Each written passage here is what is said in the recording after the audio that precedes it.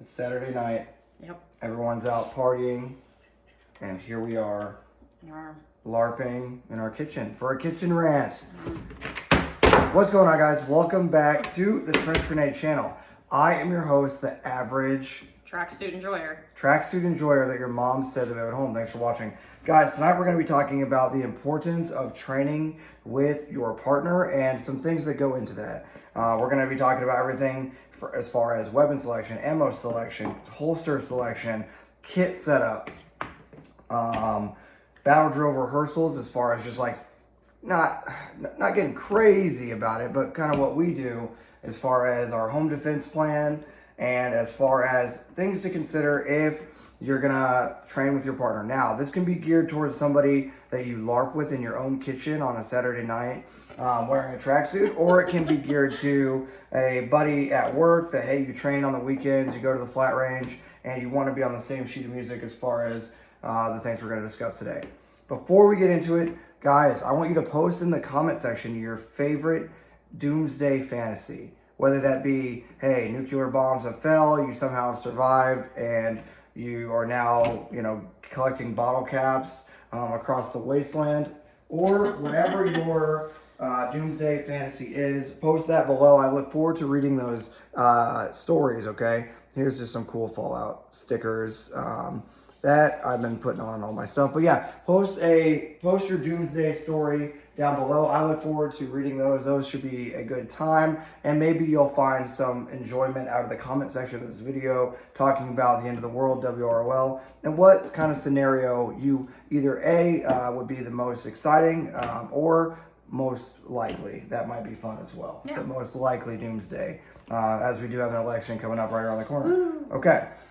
Patreon, guys, it's Saturday night, and if you want to support everything we got going on the channel, it's $5 a month, and it gets you access to the Discord server, where you can ask the people, hopefully in the comments of this video, hey, who's in the Discord, and they'll tell you, hey, we stay up late, we talk about why certain rifles are trash, or whatever, why the Springfield Prodigy is probably not the best option for a 2011 if you want a good gun. Okay. That's a lot of talking. So today we're gonna be talking. What do you want to start with? You want to start with guns or planning or kit, or what do you want to start with? Let's start with planning. Planning. Okay. So as far as planning, there has to be an expectation, a general expectation for planning and battle drill selection. So let's talk about home defense first, because that's the easiest one. You need to establish rally points for home defense. If you're not living with your partner, then you need to have rally points for. Oh. It's been a long day. It's been a long day. We have been entertaining family today. But we need to pre-establish rally points, both with your home defense plan and with your partner, whoever, like if it's a homie. So you don't blast through the wall and KO your bud. Right. So, and you can pre-stage equipment in those locations, right? So not to give our whole plan away for any nefarious people watching this, but we have a running password. So we'll say an example is Arby's, we got the meats is our password, right? So if you hear one of us yell Arby's, we got the meats, we go to our pre-designated firing positions or defensive positions with interlocking sectors of fire. And if one of us is on one part of the house and or call it the compound, that might sound cooler. Oh, wow. If one of us is in one part of the compound, the bunker that we live in here, if one of us is in one part of the bunker system and the other is on the other half, we stay in that predetermined location. That way, sectors of fire do not cross. As well as pre-staged equipment, pre-staged ammunition, and pre-staged meds at that place. Now, some people are going to think, that's crazy. What are you guys preparing for? Well, it's better be safe than sorry. Yeah. And houses get broken into all the time, and most of the time the people are there not to actually hurt you, they're there to take your stuff. But if they get met unprepared, they didn't know you were home, and all of a sudden now they're going to protect themselves, and now you're in a whole world of ish. Right, and most home invasions are not one person. You're looking at 3 to 5 people. They're typically going to yell something along the lines of sheriff's department or something stupid like that to make you not engage them, to give them the upper hand, because they're criminals, they're bad guys, they're going to do what bad guys do. Okay, so pre-established rally points, pre-established gear. Now let's move into kit setup, okay? kit setup. We set our body armor up the same exact way. My work setup mirrors her civilian setup, i.e. 3 magazines, rifle mags on the front, with 2 handgun mags. For her 2 handgun mags are up here, and the same rifle mags will be universal across the board. We'll get into that in a second. But our kit setup is very similar. Obviously, her plate carrier is sized to her, but being is that we are similar size enough to be able to tighten and loosen for both of our kit. If we needed to just swap C's, or you grab mine because you were closer to it, and vice versa, it works. It's universal. It's simple. Has a front plate, has a back plate, has 3 rifle, 2 pistol. Right. Body armor for home defense. If you're probably not going to have it, but outside of that, let's say you're doing anything crazy. Outside of that, you need to have a simple, repeatable, and reliable. Simple, repeatable, and reliable kit setup. That way, your spouse or your partner, you know where everything's at on their kit. They know where everything's at on your kit. It's like a standard operating procedure that you're utilizing the same exact plan. Now, there's going to be shooter preference as far as like, oh, well, you might be able to get to a mag in a certain way, or whereas another person won't. But if it's somewhat standardized and universal, and it's the same type of magazine, the same type of gun, becomes muscle memory. Yeah, it's muscle memory, so everything's the same. You're not switching stuff up. Like a lot of gun guys, myself included, maybe you have 1 or 2 whiskeys, and next thing you know, you're switching, rearranging everything. You're switching optics around. You're switching slings around. You're switching kit around. You're updating your helmet setup. Whatever you got going on, right? You're shucking out ammunition and putting it in a different magazine for a different gun because you want to run your staccato instead of your Beretta or your Glock or whatever, right? Try not to do that. Try not to, once you get your game time kit, your home defense, your whatever kit set up, try not to like break into that. I mean, do you want to talk about that as far as like the medical impact of if you're going through your gear and messing with stuff? Yeah, I mean, when I worked on the ambulance, every unit Thank was... you for your service, by the way. I thanked you for your service. Wow, okay. Every single ambulance is set up the exact same way. So that I literally could run a call and say muscle memory. That's what it comes down to, is I know, okay, if I need this, I literally can reach and I know where that's going to be. And those things take time to learn. Like it took, weeks of doing a truck check off, running calls for it to become second nature. But once it was, still to this day, I could walk you through every cabinet in that ambulance and how many of each thing were in those things. So over time, that becomes muscle memory, and it should be the same thing for your kit of like, I know I can literally reach here and grab this. Oh, like I'm hit, I know my tourniquet's here or whatever else. It just becomes second nature for you to grab, but also for you to instruct somebody else to grab if you need something from them. Let's talk about that. So some, my goodness, some medical equipment comes in like plastic wrapping. Like tourniquets come in plastic wrapping. What are your thoughts on leaving it in or taking it out of the plastic wrapping for a tourniquet? For a tourniquet, it should be out of the wrapping. Okay. Because some guys... I was going to say, for sterile stuff, your bandages and packaging, has to be in the packaging. It's got to be in the packaging. Yeah. Your chest seals, your hyphen, because it gets ruined too. Yeah, so those need to be in the packaging. A tourniquet, every single one that I have, including the ones I ripped open the plastic. Yeah. that needs to be quick access. You can't be sitting there biting it and grabbing it and trying to rip it open. Right, and they're not expendable. They're a non-durable item. What that means is that you throw them away and get new ones. Yeah, you're not going to reuse it. Yeah. So you never reuse a tourniquet for one. You never remove a tourniquet once applied, unless you're a surgeon. And what else? They become ruined over time. I don't have one laying here, but basically over time, once they start to get frayed and the white time tape on the cat tourniquet becomes frayed, you want to get rid of it, get a new one. Don't get Chinese knockoff medical gear. Get actual medical gear from a reputable source. I know guys like to cut corners and get trash medical equipment. Don't do that. You're literally risking your own life getting a Chinese knockoff. It comes to what are you willing to risk? What are you willing to bet your life on? What are you willing to bet your paycheck on? Yeah. Okay. So we've talked about home defense setup. If you got this far, leave a like. We got a lot more to talk about. It's gonna be a long form video. You know how long we're gonna talk before we know, right? We talked about pre-staging equipment. We talked about having a plan, having a rendezvous plan. If you're partner, you don't live with them, you need to have a meetup plan and the criteria. Hey, if Kamala Harris wins, you need to be on the radio, right? We're going to touch base every hour on the hour, every 2 hours on the hour on the radio.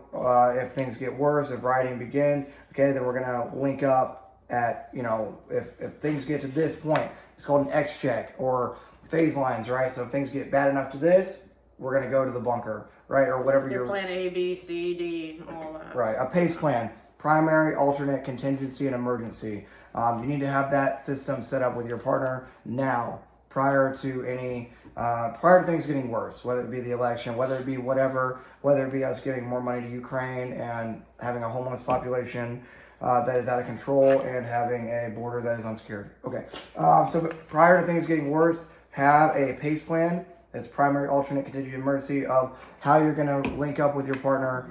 If your partner's at work and you're at work, if the sirens start going off, are we taking the highway to link up? Are we going home to link up? Are we linking up at my work, at your work, etc.? These need to be things we talk about now, not later.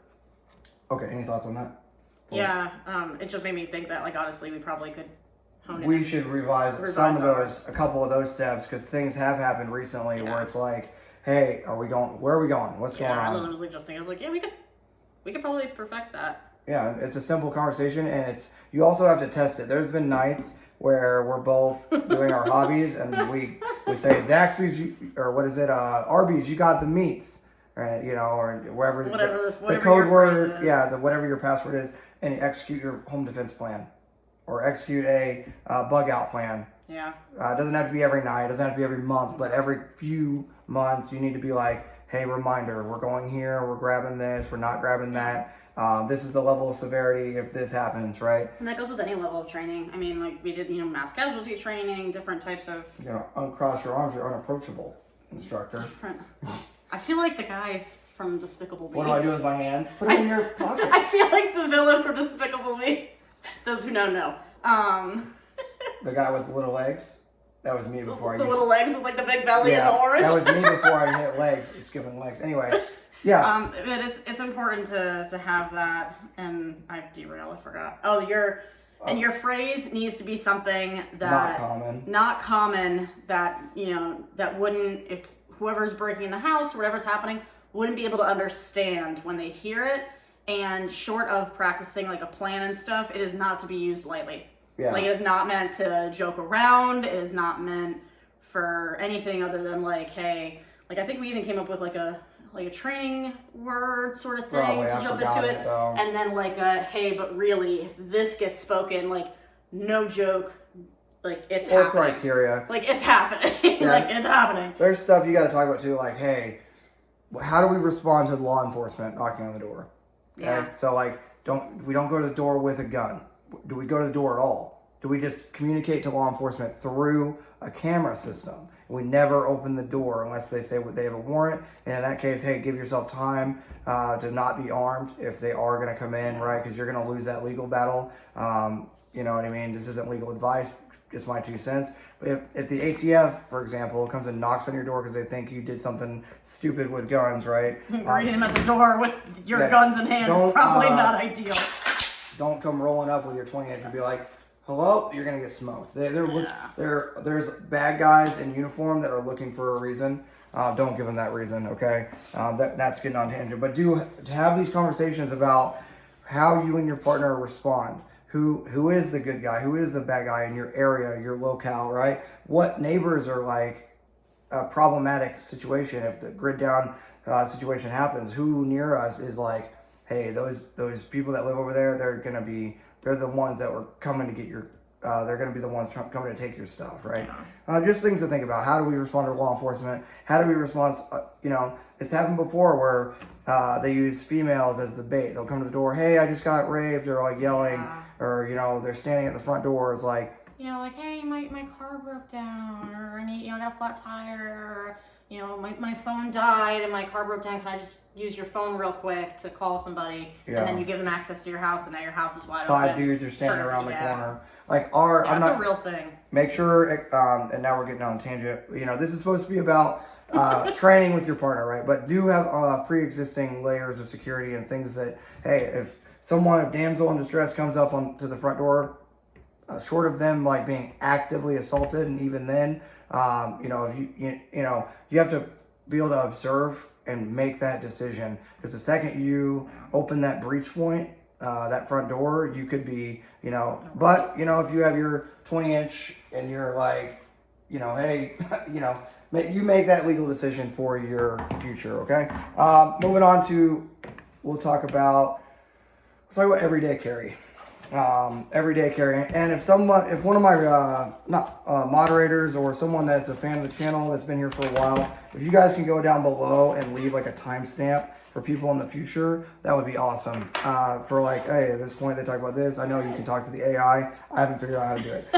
So no, you can't. It's wild. Okay, so let's just hold up your everyday carry. Both these weapons are hot because they're in hot systems. But this is how we carry, like, a lot of our lives. If it's not in a holster, do you realize we're rocking the Adidas tracksuits? Oh, this is wild. This is wild. We love each other. We look wild. Okay. So let's talk about everyday carry. So your everyday carry should be simple, repeatable, and reliable. So we both are carrying a Glock 19. Okay, a Glock 19. What you'll notice is she has a lanyard. Okay, with double knots. Okay, they're both a Glock 19, and they're both. So we carry them in the main compartment, chambered up, 15+1 with metal night sights. Nothing else changed to the gun. She doesn't like the Talon grip.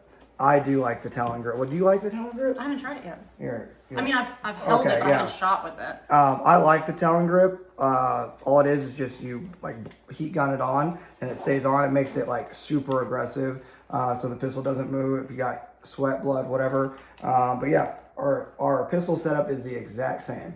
So we can swap out mags. Swap out mags. She has a Gen 3, I have a Gen 5. That's the only difference. Yeah. Okay. Trigger guard is the key component of that. You need to have a trigger guard. You can't just throw that. Safety first. Correct.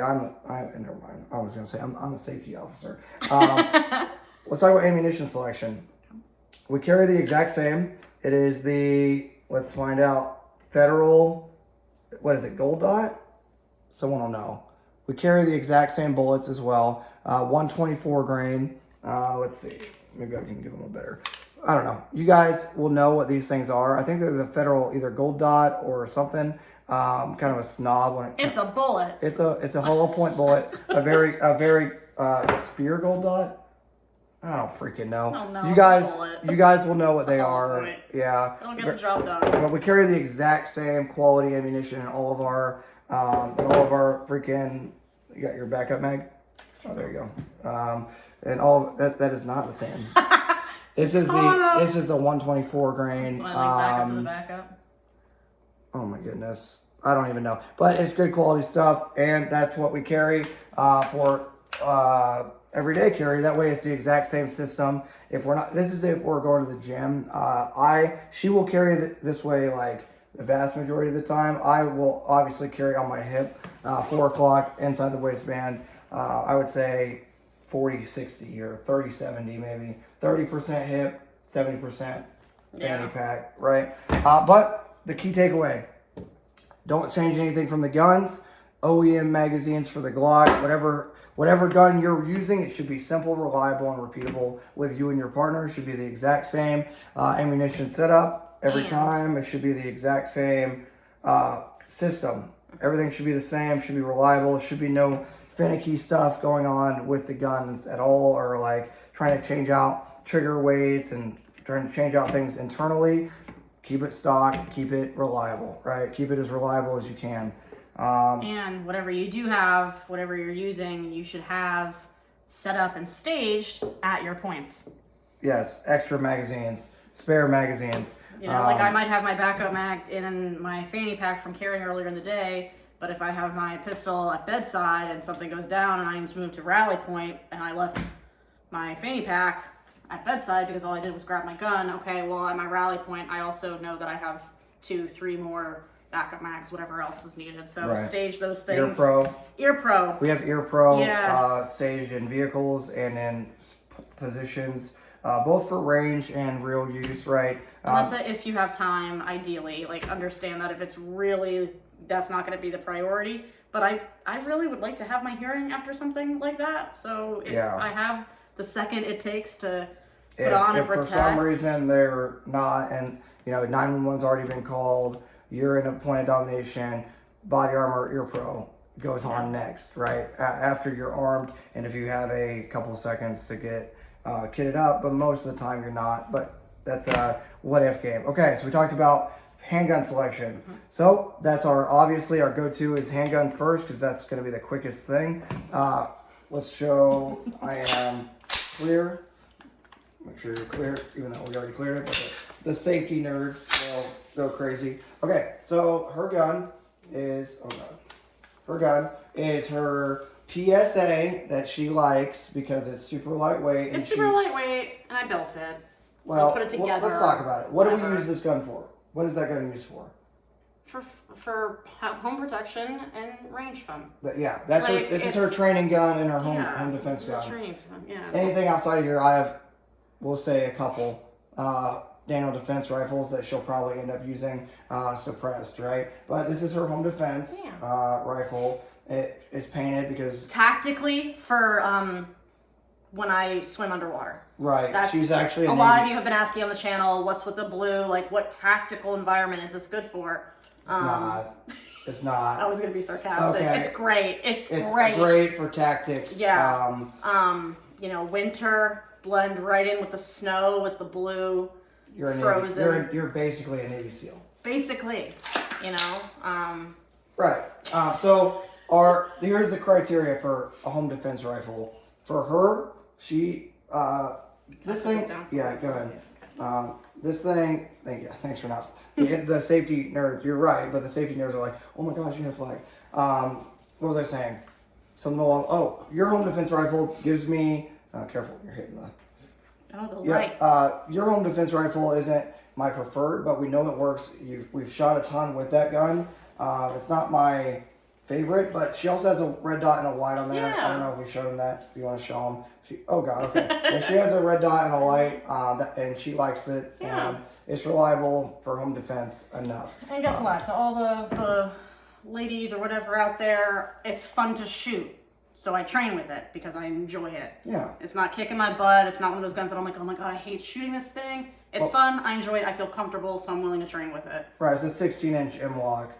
M-Lock rail, 16-inch cold hammer forged barrel, so it's reliable, and it's her training gun and home defense gun. Okay, and then I have, obviously we're testing this 20-inch on the channel. The burn now. Yep, so obviously this is just what ends up being kind of like my level 2 right now, just because putting it in and out of the safe and with testing day in, day out. Yes, I have better options, Daniel Defense, of course, and Beretta's 1301s, stuff like that. But it's our level 2, and remember the requirements: simple, repeatable, and reliable, and similarity of magazines. Okay, so we have the exact same Magpul Gen 3 magazines, or the Blue Follower GI magazines are what we use, okay? Because they are the most reliable option for a magazine, right? So yeah, just standard. These all have 55 grain in it. We have a couple combat loads of 77 OTM, open tip match, that we use. I'm not gonna lie to you. I've shucked them out and put them. Half the time, most of the mags we have staged are freaking 55 grain.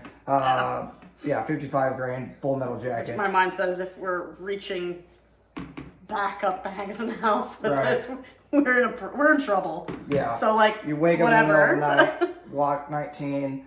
Okay, we have time to get the rifle. Grab the pre-staged rifle. Okay, for some reason we were going over 30 mags. We're probably going to court for a long time because something went way wrong. Yeah, we're not looking to get in a gunfight, but it's the same thing. But now let's transition to outside the house. So outside the house, running AR 5.56. Same. We talked about kit setup is same. Obviously the blue gun isn't coming. Probably not. Remains to be seen with further testing for longevity on this thing. But so far so good. Most likely a suppressed Daniel Defense. But moving on from there, kit and magazines have to be the same as well as weapons. Okay, I don't know how many times we see people when their spouse is carrying a Glock 43, but they're carrying a Glock 17. Not compatible. So the magazines aren't compatible, and she can't hit anything with a Glock 43 or a SIG 365 or a, what's the one you hate? The Shield? I hate the M&P Shield. Yeah, I really do. The Smith & Wesson I hate Shield. it. I hate it so much. I wanted to love it, and I hate it. Yeah, it's trash. Well, it's not trash. It's not as good as a Glock 19 size gun. A Glock 19 size gun or a M&P. Yeah, an M&P. Oh, Ooh. Glock 23. You got 26. 26? Yeah. Yeah, 26. Yeah. It's not as good as a compact size gun like a Glock 19, right? Or that size of a gun is going to be way better for smaller statured or anybody, any shooter. Okay, we talked about guns, we talked about kit, we talked about presage vehicles. Just have a conversation about, okay, the vehicles are always 3/4 tank and above on fuel. Minimum have your, yeah. My gas. Well, that's because today was wild, yeah. Today was busy, yeah. But yeah, you should always be prepared, always be fill up. Don't be part of the panic buying and panic line at the gas station. If you fill up and keep yourself above 3/4 as much as possible, you don't have to do the whole panic thing. I'm always above 3/4. Even on, well, sometimes on road trip, I'll stop like every hour and a half. I've noticed that, yeah. I'm bad. On road trips, I'll stop like every hour and a half, which is annoying. But it's like, okay, we always have the ability to go, because I'm kind of the infantry side of me for being a Bradley commander is like you always fill up when you can, and then always having the ability to evade is awesome. Having the option, right? Okay, you're falling asleep. Let's talk about go bags in the car. Don't get crazy with it. Wet weather top, wet weather bottom. A couple layered items. Water. Water, food. A lighter. Just keep it super basic. Have a go bag in both of your cars that are, again, they support each other, right? A basic level of kit that will support the other person's kit and be the same. So Sorry, I was gonna say it's not meant to be your bag of like, oh hey, I'm living off of this for the next 6 months. This is like 3-day bag. Oh god, yeah, like we're about to hike into the woods away from civilization and just like figure it out. Yeah. A poncho, a lighter, chapstick. Essentials, 3-day essentials. That's it. 5 to 6 quarts of water minimum, with a reliable source. Even if it's just an old army canteen, you want to grab one of the Nalgene's or a Nalgene bottle, because this is a kitchen rant. You could literally just have 5 of these bad Larrys. Okay, shout out Fallout stickers again. But have some of these bad Larrys pre-staged and in your go bag, and then guess what? Now you always have water, or you have water for your bug out scenario. Fuel, we talked about it. Maintenance of the vehicle, just make sure your stuff's reliable. What else? Anything else? Oh, training. Actual training. So make sure you're holding your partner to a safety standard, that it, like, actually being safe and competent with weapons is huge. Your partner should not be like a safety risk where their fingers on the trigger or doing just generally stupid stuff. We don't have time for futtery, right? Yeah. I don't know how many. For your partner, same thing if you're thinking about like, oh my bunker team. Like if world were gonna end tomorrow, who am I taking with me? Yeah, cool, your friends are great. You want to think like, oh, me and my best buds are going. But like if your best bud is going to shoot you in the foot because they just don't know normal gun safety, like either A, educate them, or maybe that's not the person that you I would say at this point in the game in my life, I just cut them out. Yeah. I'm just being honest. I know who my go-tos are, and I know who the futtery, unsafe weirdos are. Like, what are you willing to risk for what? How many people make the joke, they're like, I'm coming to your house when the Doomsday happens? I'm like, no, you're not. You can come. It's going to be real weird. It's going to be one warning shot if you pose a threat to our family, right? Yeah, or if you're either posing a risk to our family, or even if it's, you're not going to be the direct threat, but your presence of like, well, why are they trying so hard? Why are they camping out? Why are they trying to get in? Right. Other people will now see it of like, oh. Right. And that's just, have those conversations now. Like, hey, dude, this is the go team. This is the 8 people or whatever. This is the 20 people, however many you got. Or if it's just you and your partner, like, okay, this is it. This is what we got. Nobody else is included. Locked in. Locked in. Locked in. Trust nobody. Trust nobody until they prove it, right? Trust but verify. and make sure that you have those conversations now. How did we get on that rant? Train together. Oh, train together. Standards, shot timer, and safety. Safety's first, okay? Your partner needs to understand the importance of safety is always occurring, right? So, flag, the 4 rules of weapon safety are always interchangeable, or always in effect, I should say. Yeah. And then on top of that, standards, okay? How fast how efficiently can you reload?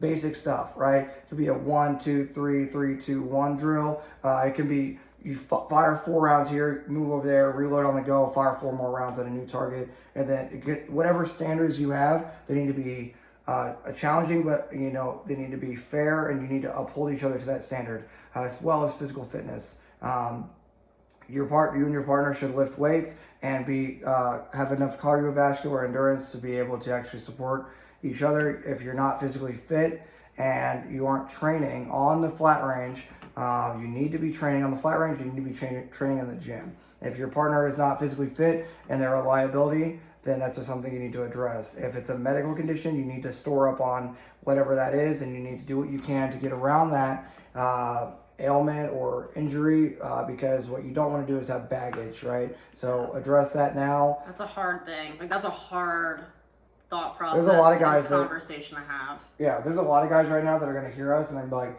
hopefully you don't take this as me bullying you. I'm not. If you're 45, if you're 50 years old and younger with no injuries and you're fat, well, you're fucking wrong. Okay, get unfat. And if you're working on it, I know there's a lot of guys that have been following my channel for a long time that had a wake up call about a year ago when I told them basically, if you're fat, you're a liability. Get away from me. You're a walking glute drop, and I mean that. If you're have no reason. Like, hey, I fell out of an aircraft and my chute didn't open and I have spine injury for the rest of my life, that's not your fault. We can work with that. But if you're just fat because you're fat, I have zero sympathy and you're not part of my crew, right? But if you're... Yeah, I mean, if we gotta hike and rock, at this pace and we gotta keep moving and, you keep having to take breaks because, they're holding the tree and huffing and puffing left and right. It's like, what are we, are we waiting on them? Are you pausing your progression, or are you leaving without them? And now, now you run the risk of them getting into something and leading people, to you, or different things like that. So just a liability. It's just a liability. I mean, I think about that, like that, whatever, like Alaska rescue show we were watching or whatever, and a guy had like a bum leg, and the final thing was like a big hike, and he admitted it. He was like, I'm going to hold you back. I'm a liability. Y'all go without me. Like, you need to be able to recognize limitations. And the limitations of your partner too, right? And hold them accountable. Like, it might not be the healthiest thing for a relationship, but it will be long-term if you're like, hey, Nighthawk, when was the last time you hit the gym? And, because there's a standard. Or it could be like, anything. It could be anything, abusing anything, having any vice. You need to hold your partner accountable and make sure you're able-bodied and of good morals and character at all times, right? Making sure you're held accountable. And hey, if you're one of those guys that are like, hey, I'm on my journey of physical fitness and my video woke you up about a year ago, my video on physical fitness, keep going. Keep losing those pounds and keep getting, get on the right track. And, day one's day one. Yeah. You're better than you were yesterday if you keep up with that mindset. So right. Don't bog down. Keep at it. All right. Okay. That's pretty much everything I wanted to discuss, right? The moral of the story, the too long didn't watch, too long didn't read, is everything's the same. Standards are the same, right? SOPs. Yeah. Standard operating procedures are the same. I know ours is very vanilla. It's an AR. It's reliable, right? That's a Glock 19. It's reliable. It's kit that's set up and reliable in the same areas. Body armor. Everything is the exact same.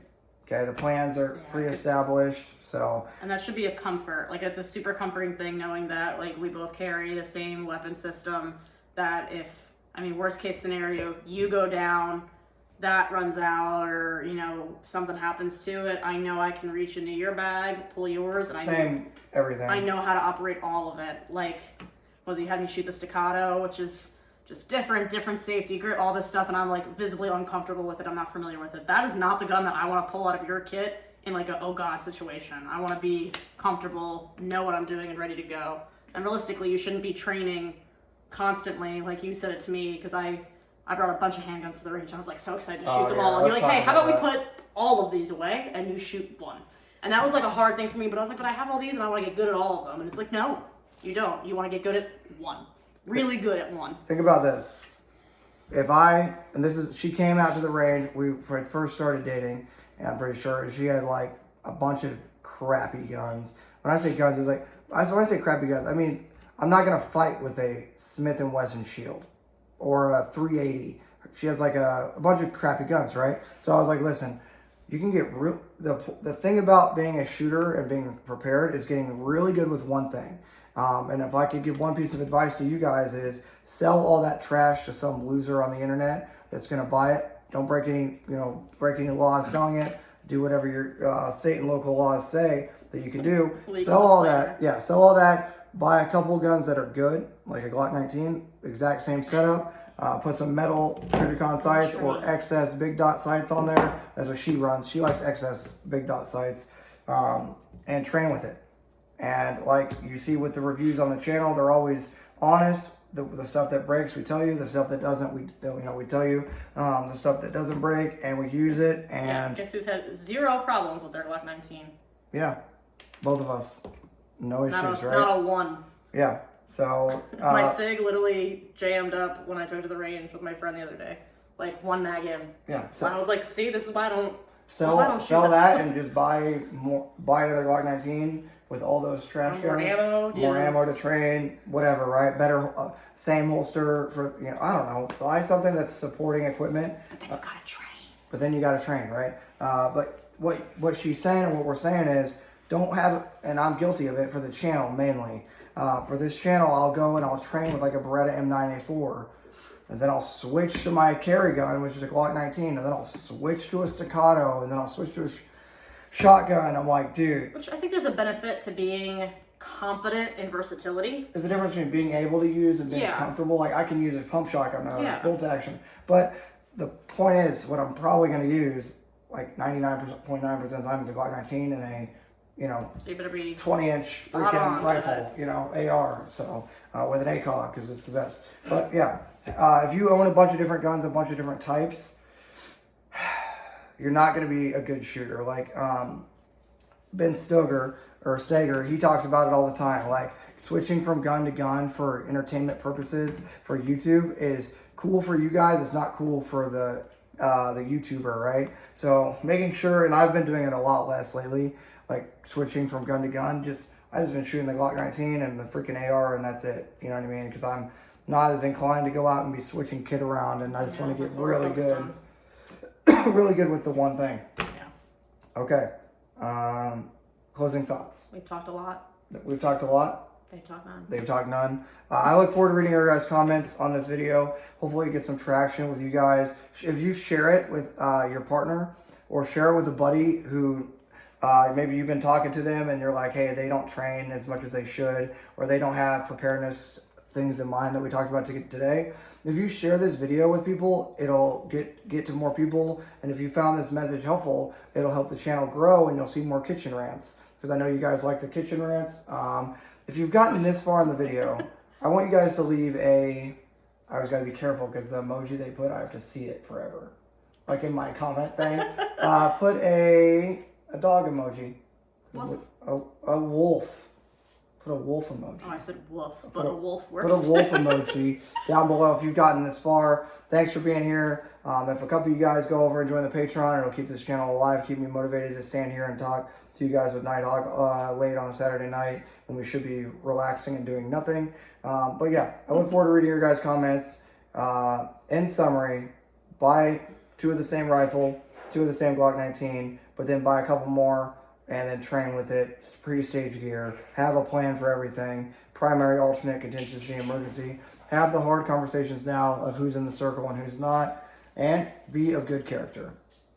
And until next time, it's going to be Trench Grenade and Nighthawk, your average Adidas tracksuit enjoyers that your mom said we have at home signing out. Cheers. This is a wild look. Yeah.